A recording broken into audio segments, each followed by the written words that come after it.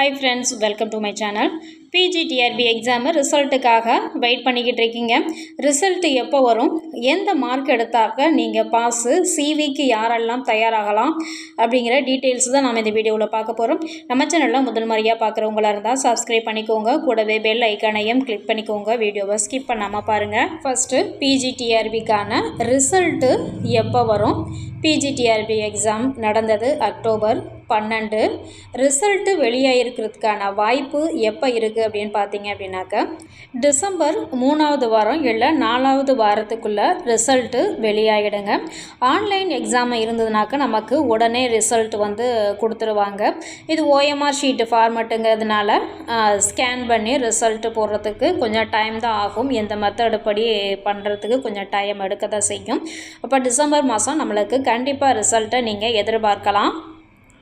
யாரெல்லாம் சிவிக்கு கன்ஃபார்மாக தயாராகலாம் அப்படின்னு பார்த்தீங்க அப்படின்னாக்க 60 மதிப்பெண்கள் எடுத்தவங்க அனைவருமே நீங்கள் உங்களுடைய சர்டிஃபிகேட்ஸ் ஒரிஜினல் எல்லாத்தையும் ரெடியாக வச்சுக்கோங்க.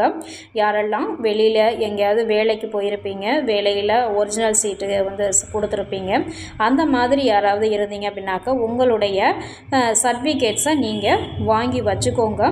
கண்டிப்பாக 67 நீங்கள் கன்ஃபார்மாக 67 மதிப்பெண்கள் எடுத்திருந்தீங்கன்னாக்கா சிவிக்கு நீங்கள் தயாராகலாம்.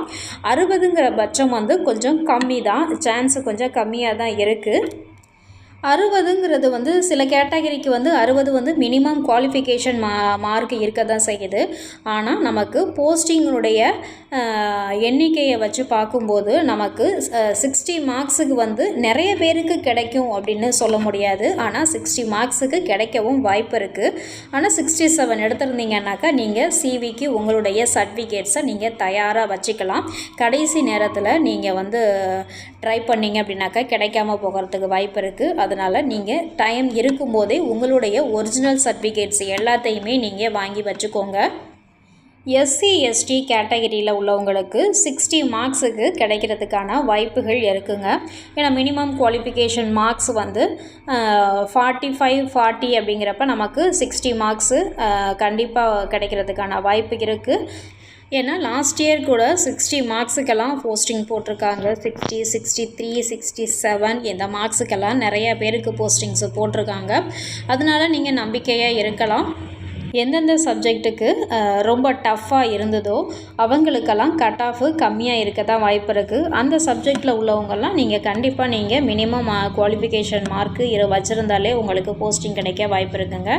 டவுட்டே வேணாம், கண்டிப்பாக உங்களுக்கு போஸ்டிங் கிடைக்கும். கண்டிப்பாக ரிசல்ட்டு டிசம்பர் எண்டுக்குள்ளே வந்துடும். உங்களுடைய சிவிக்கான சர்டிஃபிகேட்ஸ் எல்லாத்தையுமே ரெடியாக வச்சுக்கோங்க.